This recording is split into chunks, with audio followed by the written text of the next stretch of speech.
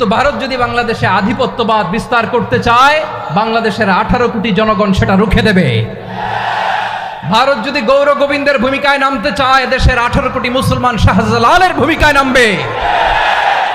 বন্ধুত্ব is welcome, দাদাগিরি নয়। ঐক্যের কোনো বিকল্প নাই। গত 50 বছর তো দেখেছি এই ডিসইউনিটি, অনৈক্য, বিভেদ, বিচ্ছিন্নতা আমাদেরকে কোথায় নিয়ে গিয়েছে। এই যে দেখেন, কিছুদিন আগে আমাদের বর্তমান নেতা ডক্টর ইউনূস, উনি সব রাজনৈতিক নেতৃবৃন্দদেরকে ডেকেছেন একটা ইস্যুকে কেন্দ্র করে। তার মানে গোটা বাংলাদেশ এক হয়ে গিয়েছে। আমরা সবাই উদ্বেলিত হয়েছি, উচ্ছ্বসিত হয়েছি, ঠিক কিনা বলেন? রাজনৈতিক নেতাদেরকে ডেকেছেন উনি, আমরা এক হয়েছি। এরপরে ধর্মীয় অঙ্গনের যে লিডাররা, বিভিন্ন ধর্মের, শুধু মুসলিম না, সবাইকে ডেকেছেন, আমরা ঐক্য